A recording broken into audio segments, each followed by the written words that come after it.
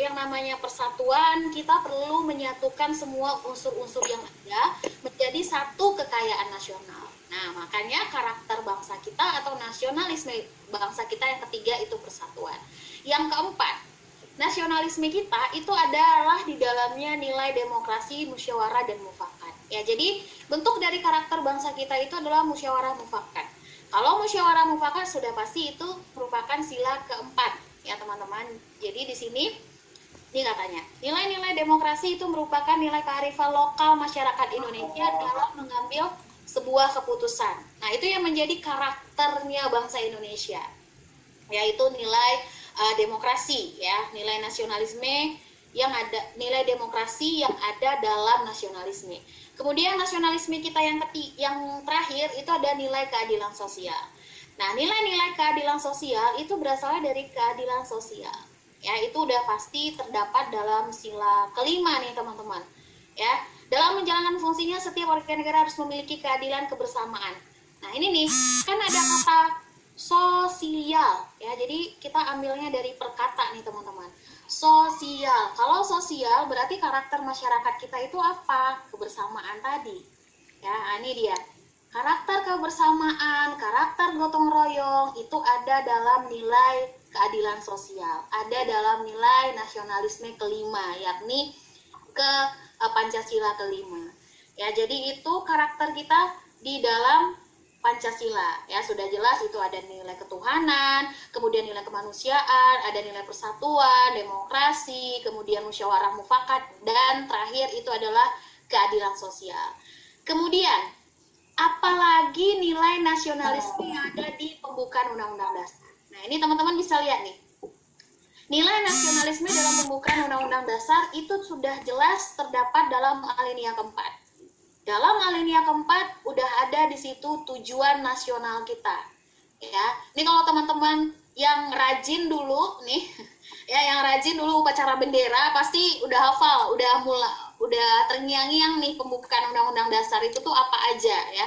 Di alinea keempat itu ada beberapa hal yang diatur dalam alinea keempat, ada tentang tujuan nasional, ada tentang undang-undang dasarnya, ada tentang Pancasilanya, itu yang ada di alinea keempat. Nah, kita berfokusnya kepada tujuan nasional. Nah, yang mana kemudian daripada itu untuk membentuk suatu pemerintahan negara Indonesia yang melindungi segenap bangsa Indonesia, seluruh tumpah darah Indonesia, melaksanakan ketertiban dunia yang berdasarkan kemerdekaan, perdamaian abadi, ikut mencerdaskan ya kehidupan bangsa dan lain-lain. Itu merupakan tujuan dari nasional kita. Berarti itu identik dengan nasionalisme kita. Nah, di sini saya garis bawahi teman-teman ya supaya kita itu tahu nilai nasionalisme kita. Itu Indonesia harus diikuti dengan rasa perdamaian, menjaga keutuhan negara ya, yang tadi melindungi segenap bangsa Indonesia dan seluruh tumpah darah Indonesia, mencerdaskan kehidupan bangsa, melaksanakan ketertiban dunia yang berdasarkan kemerdekaan perdamaian abadi. Kenapa ketertiban dunia?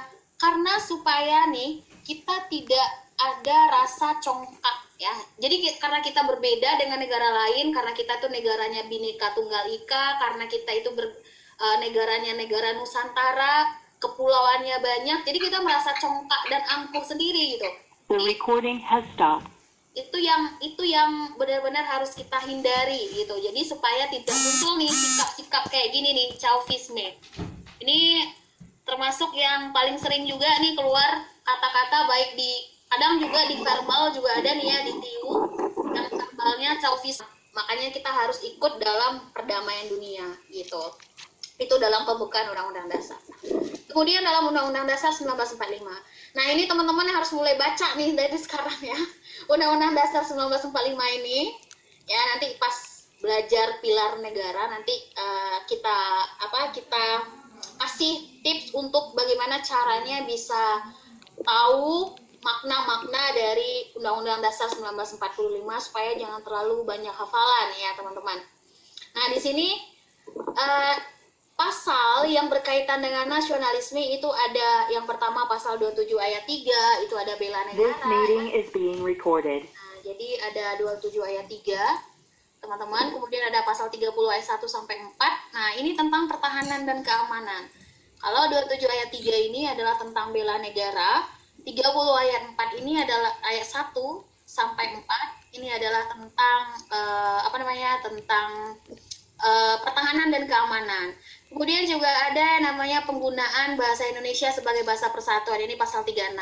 Nah, sebenarnya tidak hanya bahasa Indonesia aja ya, tapi juga ada dari pasal 35 itu teman-teman.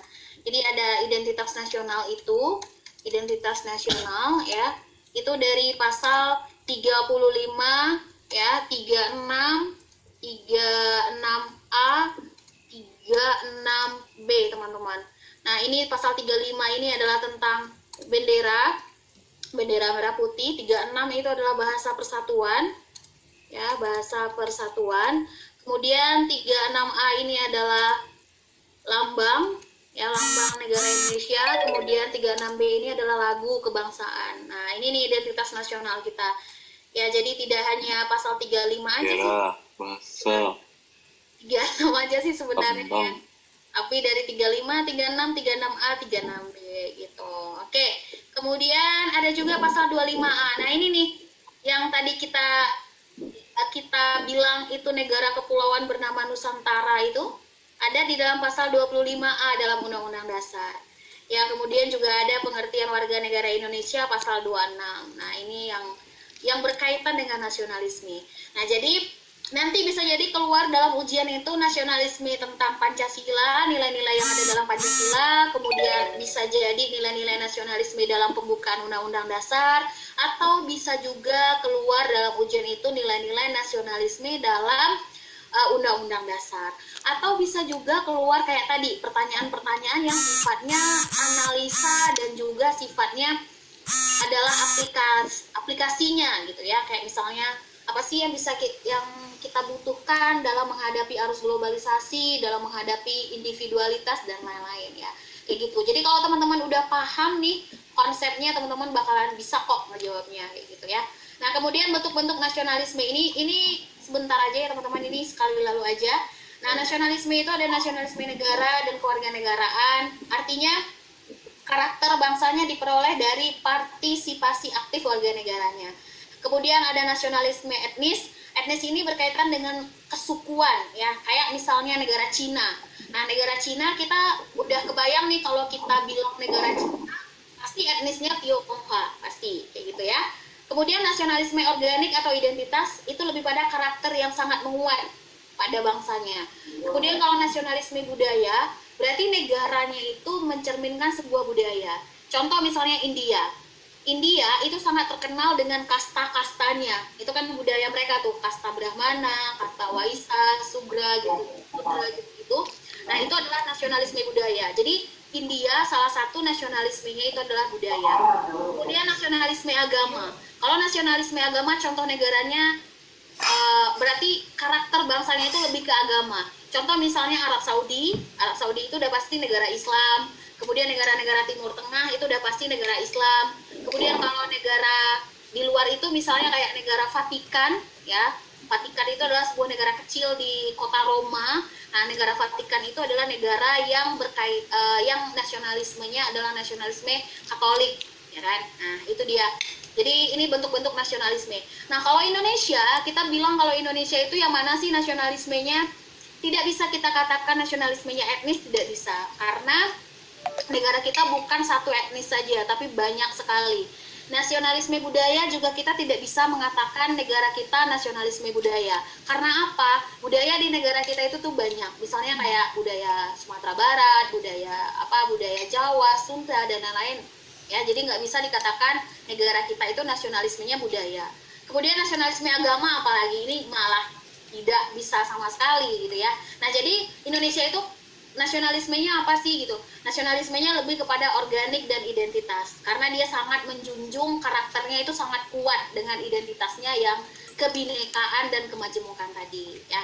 Itu dia. Tujuan nasionalisme ini mah gampang teman-teman ya, teman-teman bisa baca sendiri. Menumbuhkan rasa cinta terhadap tanah air, menjamin kemauan dan kekuatan mempertahankan masyarakat nasional, kemudian menghilangkan paham ekstremisme dan chauvinisme, Ya, jadi kenapa sih kita harus kuat karakternya? Supaya paham-paham ekstrim, paham Chauvinisme, menganggap rendah bangsa lain itu tidak terjadi. Kemudian menumbuhkan kerukunan, keharmonisan dalam masyarakat yang memiliki latar belakang budaya yang berbeda-beda ya, karena kita tadi karakternya adalah bineka. Jadi kita itu tujuan dari nasionalisme. Oke.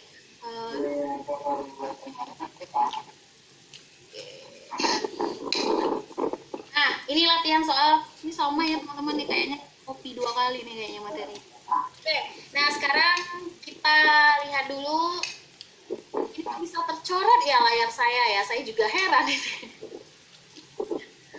Ada yang kita tuh Wage Rudolf, ini Rudolfnya ketinggalan nih.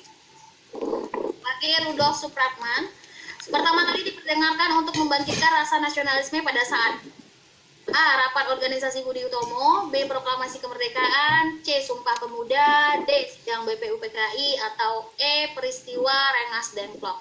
Teman-teman ada yang mau jawab soal nomor 1? Sumpah Pemuda.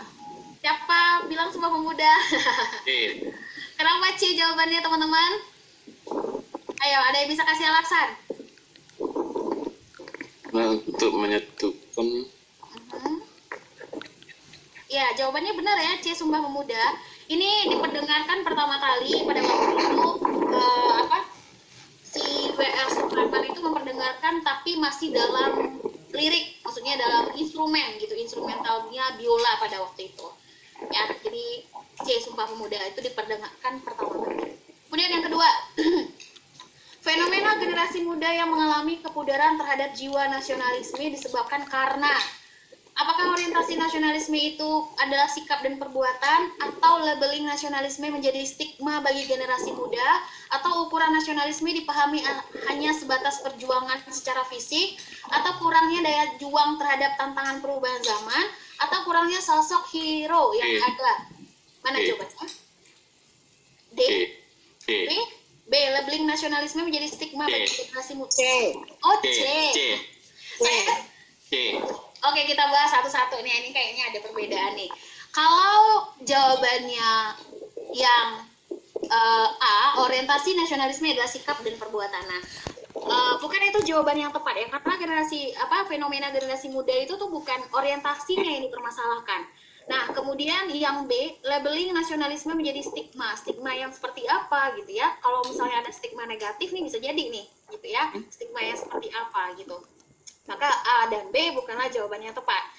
Kalau ke C, ukuran nasionalisme dipahami hanya sebatas perjuangan fisik. Nah, inilah yang menjadi kendala nih bagi generasi muda. Karena kita lihat fenomenanya ya, kalau udah ada apa-apa tuh baru udah kita tuh bersatu. Contoh misalnya kayak gini. Ada kayak misalnya kita diancam nih, misalnya kita diancam oleh negara A misalnya, nah baru tuh kita tuh mau untuk membangkitkan rasa nasionalisme, rasa persatuan itu kayak gitu. Nah, itu yang dipahami oleh generasi muda gitu. Salah satu contoh lagi misalnya kayak ada klaim, misalnya negara tetangga ngeklaim bahwa misalnya tari piring itu adalah kepunyaan mereka. Nah, baru tuh generasi muda tuh bersatu gitu, ya kan? Padahal nasionalisme itu bukan hanya itu gitu. Itu yang menjadi tantangan sehingga nasionalisme itu tuh bisa jadi pudar kalau misalnya tidak ada hal-hal yang menantang lagi, misalnya kayak ancaman dan lain-lain gitu. Padahal nasionalisme itu bukan hanya menghadapi ancaman saja, tapi juga yang lain-lain yang mempertahankan dan lain-lain ya. Oke, yang nomor 3, sikap keteguhan hati dalam memperjuangkan kepentingan nasional dikenal dengan, nah teman-teman ini juga nasionalisme lagi nih yang coret. Kok bisa tercoret sendiri ini? Keteguhan hati dalam memperjuangkan kepentingan nasional. Aha, apa tuh keteguhan hati itu apa teman-teman? Ini nih kuncinya keteguhan hati. Jawabannya apa? Ketahanan. Ya, benar. Ketahanan nasional. Kalau yang namanya keteguhan itu berarti ketahanan nasional. Teguh pendirian berarti itu tahan. Ya.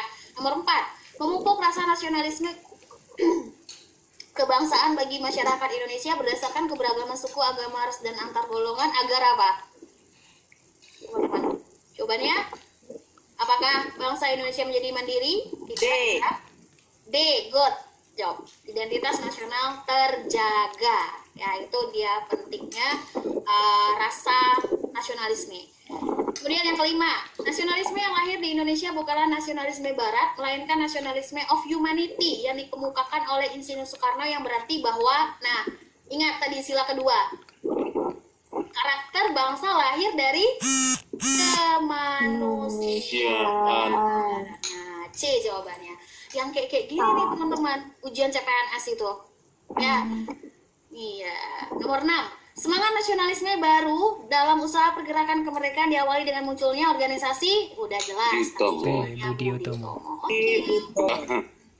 Gampang ini yang Mas. Oke, nomor 7. Pengakuan terhadap keberagaman agama dan keyakinan di negara Indonesia merupakan perwujudan semangat nasionalisme dalam mempersatu tujuan keberagaman nasional. Semangat ini dilandasi bahwa, yang mana jawabannya? Ingat tadi sila pertama, nilai ketuhanan.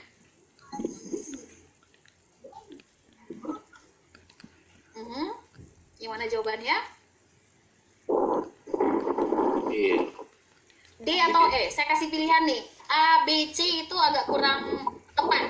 Jawaban yang arah-arahnya ke jawaban yang tepat itu kalau bukan D, E. Yang mana? Jawabannya adalah E. E. Ya. Agama merupakan identitas terhadap Tuhan Yang Maha Esa yang perlu dijamin. Makanya karakter bangsa kita itu adalah karakternya lebih ke kepercayaan. Maksudnya karena ada karakter kepercayaan itu, karena ada nasionalisme kepercayaan terhadap Tuhan Yang Maha Esa, maka agama itu identitasnya gitu, terhadap Tuhan yang perlu dijamin gitu. Yang perlu dijamin itu maksudnya dilindungi oleh bangsa Indonesia, oleh pemerintah bangsa Indonesia, oleh negara. Ya, oke? Paham kenapa E jawabannya? Ada yang ragu? Paham. Paham. Oke, nomor 8. Tujuan perwujudan sikap dan perilaku yang mencerminkan nasionalisme. Nah, ini mah gampang. Coba teman-teman yang mana jawabannya? Tujuan perwujudan sikap dan perilaku yang mencerminkan nasionalisme. Nah, ini mah gampang, teman-teman. Jawabannya adalah E. Tercipta masyarakat yang memegang teguh budaya secara berlebihan. Awas, hati-hati. Kalau berlebihan maka timbullah sikap chauvinisme tadi. Oke. Jawabannya adalah B, menjamin kewajiban dan hak dari warga negara. Kenapa B jawabannya? Gini teman-teman. Jadi karena nasionalisme itu karakter, ya, identitas, maka cerminan dari sikap atau implementasi sikap kita itu diwujudkan dengan apa? Dengan adanya hak dan kewajiban kita. Hak itu apa? Misalnya hak terhadap berasal, musyawarah, mufakat, berdemokrasi. Nah, di dalam hak itu perlu adanya kewajiban. Jadi cerminan nasionalisme secara utuh itu ada pada hak dan kewajiban. Gitu. Maka memang jawabannya yang paling tepat adalah B. 9. Keterampilan kewarganegaraan diperlukan dalam memahami karakter identitas negara Indonesia. Apalagi persamaan rasa senasib yang pernah dialami mampu membangkitkan nasionalisme dalam menjaga NKRI. Indikator yang menandai kecakapan warga negara dalam perwujudan nasionalisme. Kecakapan. Kalau kecakapan berarti terampil, ya kan? Yang B atau A? B. Coba teman-teman, ini saya uji nih logikanya. A atau B? B berpegang teguh pada ideologi Pancasila. Ya benar, B jawabannya ya. Yang tepat adalah B ya. Itu Jadi dibahas itu sebenarnya A juga jawabannya nggak bisa sih, cuman ada yang lebih tepat lagi, berpegang teguh pada ideologi Pancasila itu kecakapan warga negara ya, karena ideologi Pancasila itu ada 5 tuh nilainya. Nah, Soal nomor 9 ini lebih mudah pada nomor 5, Kak. oh iya. Gitu ya. Iya, jadi benar sih sebenarnya ya. Tapi kalau yang nggak ngerti ini bisa jadi ke A nih ya. Kalau yang nggak ngerti, kalau udah ngerti makanya jawabannya B. Oke, nomor 10. Kesadaran akan nasionalisme terkadang membelenggu dan menghambat rakyat dan pemerintah sendiri. Hal ini bisa terjadi ketika kesadaran akan nasionalisme terkadang membelenggu dan menghambat rakyat. Nah, ini mah kayak tadi apa? Kalau kita Nasional. apa jawabannya adalah ya, jadi akan terkadang membelenggu. Membelenggu itu apa artinya teman-teman? Menghambat ya. Menghambat. Menghambat. Jadi kalau dia menghambat berarti nasionalisme itu dipahami secara mendalam sebagai sebuah ideologi ya. Jadi nasionalisme itu bukan ideologi ya teman-teman. Ideologi kita tetap yang namanya Pancasila. Ya. Walaupun dalam Pancasila itu ada nasionalismenya gitu, tapi ideologi adalah Pancasila. Maka jawabannya adalah A. Ini kalau yang analisanya bagus nih langsung bisa jawab nih. Ini udah pasti. Ya benar nggak Mas? Siapa sih namanya? Saya belum lihat nih. Video nggak bisa apanya Kak? Tadi terburu-buru Kak. Oh gitu. Nggak bisa. Ya. Iya. Ya. Oke, ini karena udah jam, kita lanjut aja ya. Lanjut ya. Kak. Karena ada satu lagi materi nih, integritas bangsa. Saya rencana tadi jam 9 udah langsung integritas. Atau ini jadikan